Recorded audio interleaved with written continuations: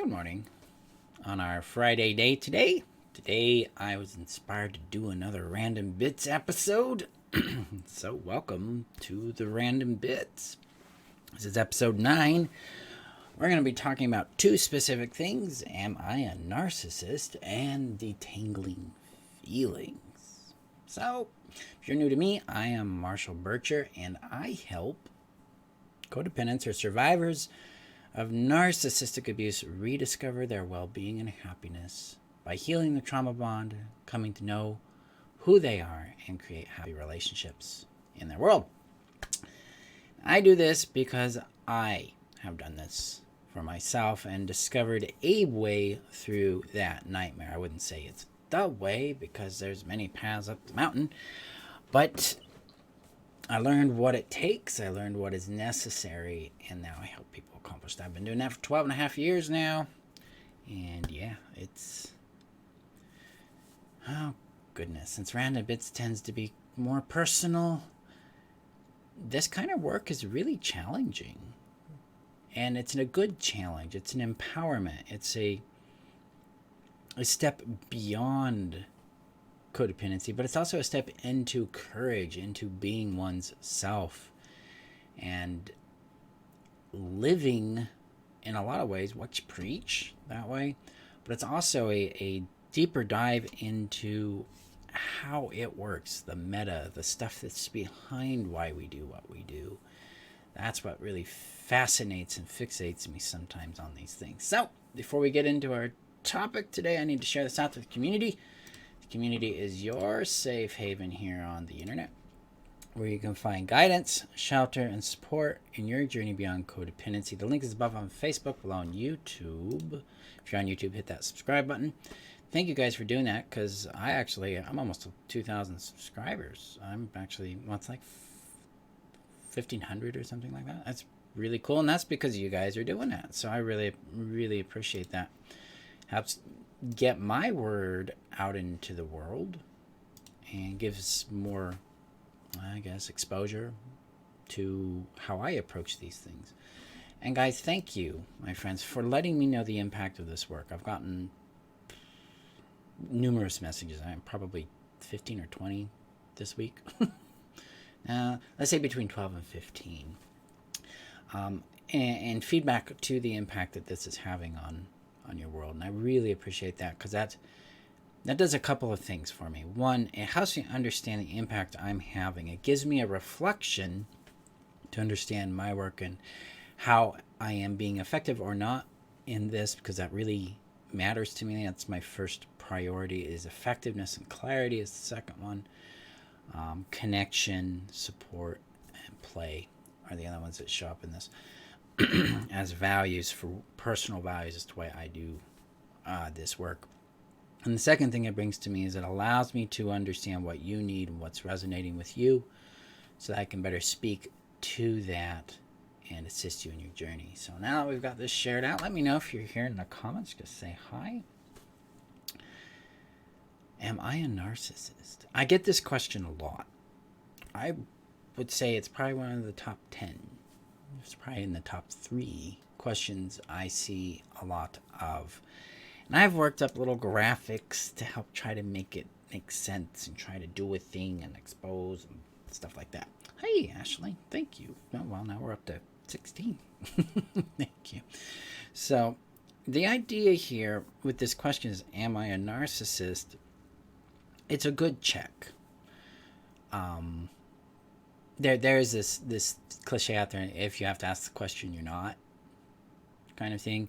And that does apply to narcissists. A person who has like narcissistic personality disorder is very far in on the spectrum. The reason why is because a narcissist doesn't have self-reflection. They don't sit back and think about, did my behavior, how did that impact them? They seem pretty upset when I did that thing. Maybe I need to look at that. Maybe I need to get some clarity there. I need to check in on that. They don't think that way. They think like this. They're like, man, that person's got issues. They need to go get their therapy. God, they're making me a victim. They're attacking. They're upset at me because I screamed at them. Man, they shouldn't have done that thing. I wouldn't have screamed at them. That's narcissistic thinking right there. See, the narcissistic brain doesn't reflect on itself. It reacts to others. It's unaware of the cause and effect in reality. It's that it doesn't realize that when it does A and a person does B, that person B's reaction has some validity. It's a response to an impact they made. So they internalize it as victimhood, and they see it through what I call entitled victimhood. They're entitled to behave the way they want, and they're a victim if you don't tolerate it. If you want to know if you're a narcissist, this is where it's at. And this stems out into lack of empathy, like profound lack of empathy. Like they can't conceptualize why them screaming at you or hitting you or harming you in some way would hurt you. They don't understand it. That's because, and this is my hunch. This isn't based on any research. This is just Marshall hunch. So take it with a grain of salt. My thinking is because their brain never developed what's called theory of mind. Theory of mind states that two brains can realize that these two brains have two different experiences about the same thing. So I can realize that someone experiences chocolate different than me and respect that. I can realize that my intention and action may be interpreted a certain way based on the context of the other person. Their brains don't realize this. Their brains don't see this. They think everybody thinks like them, and if you don't, there's something wrong with you. They have a one-person thing in their world. They're a monologue of reality. And everybody else is a pawn in the game. And it's really based on a focus or a mindset that says people are objects that I get to use to my will. And I get to live with it because I'm entitled to what I want and I'm a victim if you complain about it. So if this is something you're really like, oh God, I really think this way, then definitely get some therapy because that can be worked out. But the irony here is narcissists, because their narcissist's brain doesn't see itself as the problem, doesn't admit to the problem. Sometimes they will admit, like, oh yeah, I did that, I won't do it again, then they do it again. It's because they're trying to get you off their back. They're trying to absolve themselves of accountability, to get away with it. Okay. Real empathy is a reflection of self and other. It's a calculation of, man, I'd feel this way if I do this, so maybe I can. Or from their point of view, I can see why they feel the way they do. We synthesize their experience in order to try to understand where they're coming from and build a connection there. So that is where I come from on that. And so if you can look at that and go, no, I don't have that, then yeah. Now, everyone has some form of narcissism, right? There's two types. There's what's called healthy narcissism and toxic narcissism. I don't really talk about it because I don't like the conflation of terms. So I look at healthy narcissism as self-advocacy and interdependency. Unhealthy narcissism as me. So that's why I break those down. Now, a lot of times we have traits about unhealthy narcissism that we got to mature through, like victim. And I'm not talking, oh, I've been violated victim. I'm like, I didn't get what I want, so I'm going to play the victim, like a 3-year-old. 3-year-old who gets caught with their cookie in the jar, doesn't want to take accountability. That's a rub we all have to mature into. It's all we all have to confront accountability and our impact on people. So that's a maturity element. Entitlement is something we all have in some area to work through. Largely, especially from a codependent point of view, we do have an entitlement that runs in the background about how other people should behave. If I do X, I should get Y, which is an entitlement, and that is not how anything works in reality. So I gotta mature into I do X and I see what they do. And if it's Y, then I can say yes to this. And if it's, Q, then I can say no to it. It gets us out of what I call child level attachment and moves us to adult level attachment, which is just a maturity thing. It's not intrinsic narcissism. And then ultimately, accountability in itself, working with the consequence of choice that shows up in response to the choice and action we make. That's a maturity thing. That's something we all get to grow through. And sometimes we have pretty angry, vindictive thoughts. That's normal. That's human. That's not narcissism. Sometimes the other thing narcissists do is they have a very strong grandiosity component that they feel entitled to certain things, especially things that raise their sense of image, like entitlement to certain kinds of positions of power, whether it's political or financial or in business or in a relationship. They literally believe they deserve it because of who they are, not because it's something they've earned. It would be a lot like, if I came from that angle, I would show up here and like, you have to believe me because I'm the authority. There is nobody else that's the authority. I'm it. You don't believe me, there's something wrong. That would be grandiosity. That'd be a narcissistic thing coming in there.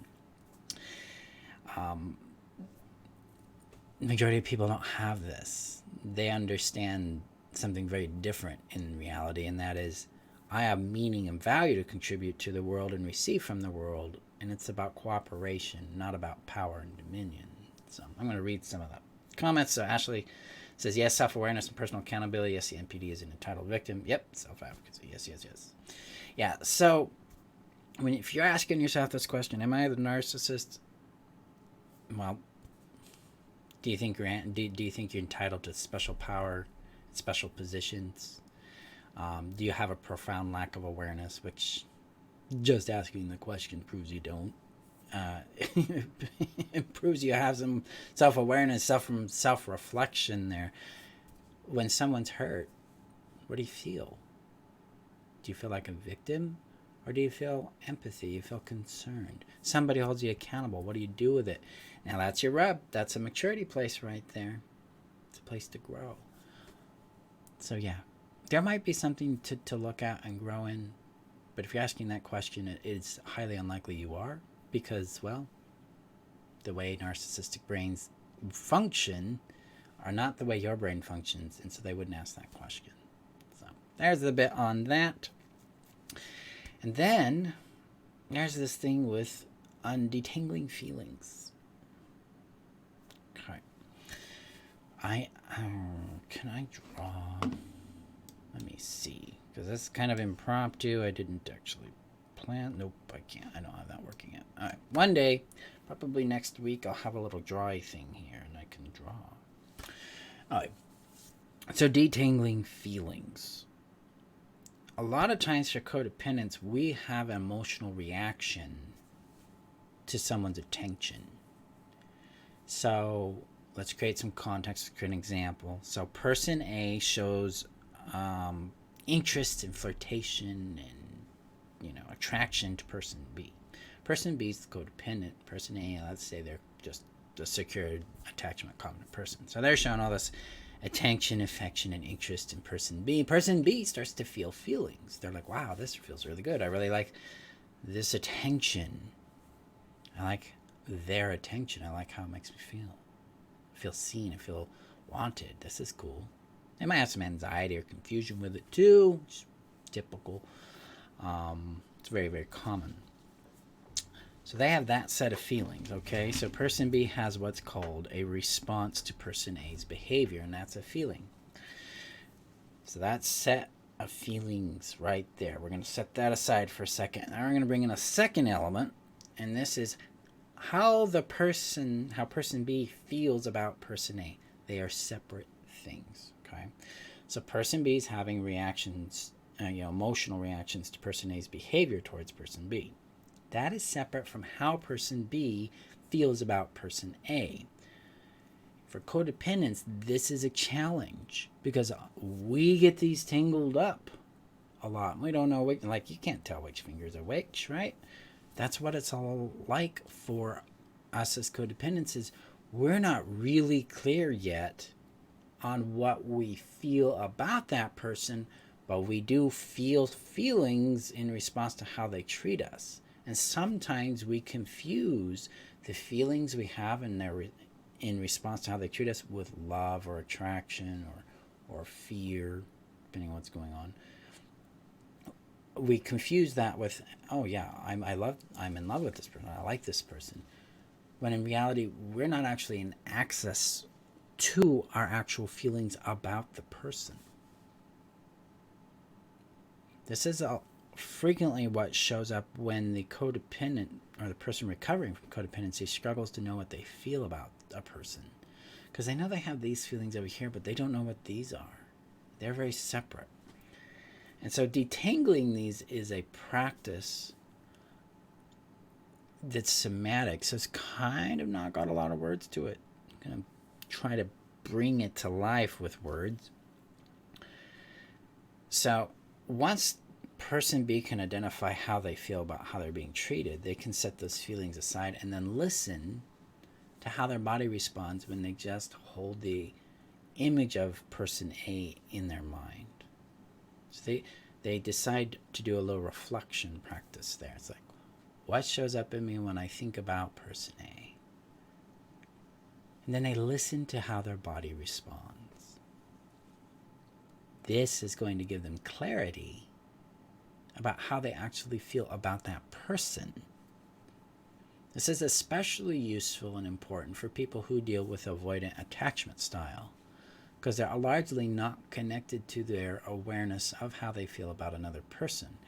Usually for an avoidant attachment styled individual, they have an automatic impulse to submit to the affection, attention, and maybe praise or whatever from person A. So person B is the avoidant attachment individual, and person A is giving them love or affection. They tend to submit to it because they don't have a strong sense of clarity about their own position with that person. So they receive it or they withdraw from it after a point in time because they don't know how to regulate in it, because again, they don't know how they feel about that person. It's usually in the withdrawal that they start to discover what they feel, if they're self-aware enough to acknowledge that, hey, I really miss this person, not I miss how they make me feel. This gets into the notion of being in love with the idea of someone versus being in love with the person. Sometimes we get into these feelings because we have a fantasy going on, and over here we're actually in sober contact with our experience with them. And this can be very challenging, but it's a process to separate and create clarity about, hey, I feel this way about this person, and I feel these ways when they treat me this way. They are separate things. That way you can determine what you really feel so that you can make better decisions about how you respond to them, especially if you're looking in the world of dating or some sort of relationship commitment. That takes time. That takes practice. It's one thing I recommend practicing every day, is slowing down and listening to how you feel about a person and separate that from how you feel about how they're treating you. And try to get a little distance, a little clarity there so that you can discern where you're at in all of that. All right. Yes, like Ashley says, listen to your body. Absolutely. Your body has your answers. I don't have your answers because I'm not your guru. You have your answers, and the answers are here. They're not like, sometimes people ask a question, brain gives an answer. Listen here too. Take time to get into contact with yourself here. Your answers, your personal truth, what matters to you, what resonates for you is here. It gets you back into the body. It gets you back, your mind aligned with your own awareness. So you're not out here running in programming, you're out here running in awareness. So that's today's random bits. Thank you guys for showing up. I appreciate you. Remember that you're worth knowing, loving, and keeping. Have a safe weekend. I'll see you guys next week. We'll be diving into the EDD cycle, which is euphoria, distress, despair, which is the internal emotional experience that we have going through the seduction, abuse, discard cycle with a narcissistic or toxic relationship. And we'll be jumping into intermittent reinforcement and how that creates a trauma bond as we ramp up to the launch of the Heal Yourself strategy that happens in just over 2 weeks from now. So I'm excited about that. Okay, have a safe weekend. Be safe out there, and I will see you guys in our next discussion.